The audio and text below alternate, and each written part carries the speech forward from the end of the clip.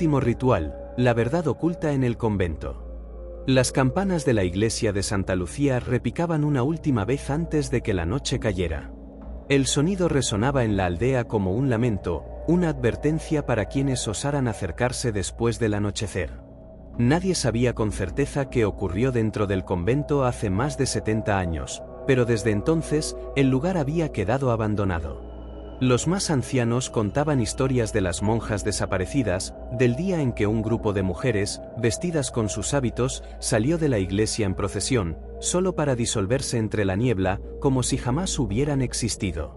Otros decían que nunca salieron, que sus almas estaban atrapadas dentro de la iglesia, condenadas a vagar por los pasillos en busca de redención. Pero había quienes susurraban la versión más aterradora de todas: no eran monjas, sino sirvientas de algo más oscuro. El investigador. Javier Morales era un investigador de lo paranormal. Con su cámara, una linterna y un micrófono direccional, se dedicaba a explorar lugares malditos para su canal de YouTube. Pero nunca había encontrado algo verdaderamente aterrador. Cuando leyó sobre la iglesia, supo que tenía que visitarla. Buscó registros en periódicos antiguos y descubrió detalles escalofriantes. En 1949, una carta fue enviada desde el convento al obispado. En ella, la Madre Superiora escribía: algo se mueve entre las sombras.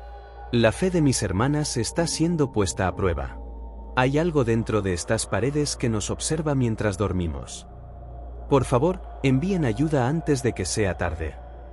Nunca hubo respuesta. 3 semanas después de esa carta, nadie volvió a ver a las monjas. En los registros oficiales, la iglesia fue cerrada sin explicaciones. Ningún sacerdote volvió a pisarla. Para Javier, este caso tenía todos los ingredientes de una historia viral. Así que preparó su equipo y partió hacia el pueblo más cercano a la iglesia. La llegada. La noche era fría cuando llegó al camino de tierra que llevaba a la iglesia. No había señal de celular. A su lado, el bosque se alzaba como un muro de sombras. Después de unos minutos de caminata, vio la silueta de la iglesia entre la niebla. Era un edificio enorme, con un campanario inclinado y vidrieras rotas. Las paredes de piedra estaban cubiertas de musgo y grietas. Lo primero que notó fue la extraña quietud. Ni el viento, ni los grillos, ni siquiera el sonido de sus propios pasos parecían reales. Empujó las enormes puertas de madera y entró. La iglesia abandonada. La nave central estaba cubierta de polvo. Los bancos estaban alineados, pero algo en su disposición lo inquietó: parecían haber sido movidos recientemente. En el altar, un antiguo crucifijo pendía torcido. Pero lo que realmente le heló la sangre fue el sonido, un cántico lejano, apenas un susurro, proveniente de los pasillos laterales. Javier encendió su cámara y avanzó. En las paredes, los frescos religiosos estaban rasgados y tachados con símbolos que no reconocía. De repente, un ruido metálico sonó detrás de él. Giró la cámara rápidamente. Nada. Respiró hondo y siguió adelante. Las celdas de las monjas. Los pasillos laterales lo llevaron a las antiguas habitaciones de las monjas. Pequeñas celdas con camas de piedra, cada una con un rosario colgado en la pared. Pero una de las puertas estaba entreabierta. Javier empujó con cautela y su linterna iluminó la habitación. Había un diario viejo sobre la cama, con páginas arrancadas. Comenzó a leer en voz alta. Nos prohibieron rezar. Madre dice que nuestras oraciones son escuchadas por algo más. Algo que no es Dios. Hermana Lucía se quedó despierta anoche y vio algo en el campanario. Dice que una figura la observaba. No nos deja dormir. No nos deja irnos. En ese momento, un golpe fuerte retumbó en la pared de la celda. Javier apagó la linterna y contuvo la respiración. El pasillo estaba oscuro, pero distinguió una silueta al fondo. Era una monja, con el rostro cubierto por un velo negro.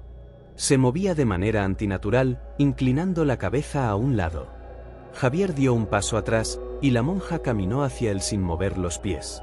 Corrió fuera de la celda y cerró la puerta de golpe. Pero el canto continuaba. Y ahora, sonaba más cerca. El altar oscuro. Desesperado, buscó una salida. Corrió por los pasillos hasta llegar a una gran puerta de madera. La empujó y se encontró en una sala oculta detrás del altar. La habitación estaba iluminada por docenas de velas, con un círculo dibujado en el suelo. Dentro del círculo, un esqueleto con los brazos abiertos y la boca desencajada. Y sobre él, una inscripción tallada en piedra. Nosotras no servimos a Dios. Nosotras servimos a Él. Las voces lo rodeaban ahora. Decenas de monjas sin rostro se alzaban en las sombras. Javier sintió un frío paralizante recorrer su cuerpo. «Ven con nosotras», susurraron todas a la vez. Su cámara cayó al suelo y la imagen se distorsionó. La última grabación que se recuperó de Javier mostraba una silueta alta, oscura, emergiendo del altar, con largos brazos huesudos y una sonrisa antinatural que se extendía de oreja a oreja. Después de eso, Javier desapareció. Semanas después, su cámara fue encontrada fuera de la iglesia, su batería agotada. El archivo de vídeo contenía su exploración completa, excepto que, en los últimos minutos, la imagen se volvía borrosa. Lo único claro era el sonido de las campanas repicando solas en la madrugada, y el canto de las monjas, que aún continúa hasta el día de hoy. Los discípulos de la sangre. Siempre había rumores sobre la secta. En los pueblos cercanos, los ancianos advertían a los viajeros sobre un grupo de personas que vivían en una comunidad cerrada en las montañas. Se hacían llamar los discípulos de la sangre y nadie sabía exactamente qué practicaban, pero quienes intentaban investigar nunca volvían. No había fotos ni registros oficiales. Solo testimonios vagos de forasteros que aseguraban haber visto a personas vestidas con túnicas rojas, caminando en fila en medio de la noche, como en un trance. Julián, periodista independiente, había oído hablar de ellos en un foro de internet donde se recopilaban historias de sectas peligrosas. La curiosidad lo consumió, y después de meses de investigación, logró contactar a un exmiembro que accedió a darle información. Lo único que le dijo fue: «Si de verdad quieres saber la verdad, tendrás que entrar. Pero te advierto, no todos los que entran pueden salir». Y así, comenzó su infiltración. La llegada a la secta. Julián se hizo pasar por un hombre en busca de iluminación y se presentó en la comunidad con una historia creíble. «No tengo familia, no tengo nada en el mundo. Solo quiero encontrar un propósito». Los discípulos lo aceptaron con facilidad. Su líder, un hombre alto y delgado llamado Elías, lo recibió en el granero que usaban como templo. Su voz era suave, pero su presencia era inquietante. «Aquí todos encontramos la verdad. Pero debes demostrar que eres digno de ella». Esa noche, fue alojado en una pequeña cabaña junto a otros nuevos discípulos. Todos parecían normales, pero había algo extraño en sus ojos. Una mezcla de devoción y terror. Julián supo que no había vuelta atrás. El ritual del silencio. Las reglas eran estrictas. No se podía hablar después del anochecer. No se hacían preguntas sobre los rituales. Todos debían bañarse en el agua sagrada cada amanecer. El agua sagrada era un pozo en el centro del pueblo. Pero cuando Julián se sumergió por primera vez, sintió que el agua estaba demasiado espesa, casi como si hubiera algo más en ella. Cada noche, los miembros se reunían en el granero para orar. Pero no rezaban a ningún dios conocido. Sus cánticos hablaban de un ser antiguo, un padre que dormía bajo la tierra. Julián intentó grabar los rituales con una cámara oculta, pero notó algo alarmante: ninguna de sus grabaciones mostraba imágenes. Solo estática. Y entonces, el primer iniciado desapareció. La ceremonia de la entrega. Cada 3 noches, un discípulo era llevado al templo central, un edificio de piedra antigua en lo alto de la colina. Julián vio cómo un hombre llamado Diego fue elegido esa noche. Los discípulos lo llevaron en silencio y lo escoltaron hasta el templo. Cuando regresaron al amanecer, Diego ya no estaba con ellos. ¿Dónde está?, se atrevió a preguntar Julián. Uno de los miembros lo miró con una expresión vacía y solo susurró: «Ahora es parte del Padre». Esa noche, Julián escuchó un ruido extraño fuera de su cabaña. Se asomó por la ventana y vio algo que congeló su sangre. Cerca del templo, En la cima de la colina, algo se movía. Era alto, con un cuerpo deforme cubierto de lo que parecían ser rostros humanos fusionados en su piel. Diego estaba allí. Pero su rostro estaba incrustado en el torso de la criatura, con los ojos abiertos y la boca congelada en un grito silencioso. Julián supo entonces que no era una secta normal. Era un culto de sacrificios. Y él era el siguiente. La escapatoria imposible. Desesperado, Julián planeó escapar antes del siguiente amanecer. Pero cuando intentó huir hacia el bosque, encontró a 2 discípulos de pie en la oscuridad, bloqueándole el camino. Si intentas irte, el Padre vendrá por ti. Julián fingió rendirse y regresó a su cabaña. Pero en la madrugada, mientras todos dormían, corrió al templo para buscar pruebas. Dentro, encontró un libro de rituales antiguos.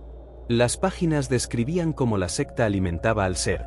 Cada 3 días, sacrificaban a un iniciado y su carne era absorbida en el cuerpo del Padre.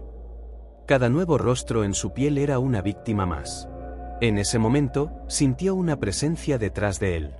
Se giró lentamente y vio a Elías, el líder de la secta, mirándolo con una sonrisa. Siempre supe que no eras uno de nosotros. Los discípulos lo rodearon en silencio.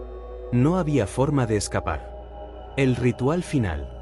Esa noche, Julián fue atado y llevado a la cima de la colina.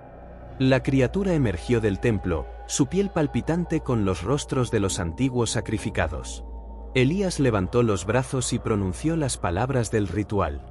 Entregamos este cuerpo para que el Padre continúe su ascensión. Pero justo antes de que lo entregaran, Julián gritó: «Miren lo que se han convertido». Algunos discípulos dudaron. Algunos comenzaron a murmurar, como si un resquicio de humanidad volviera a ellos.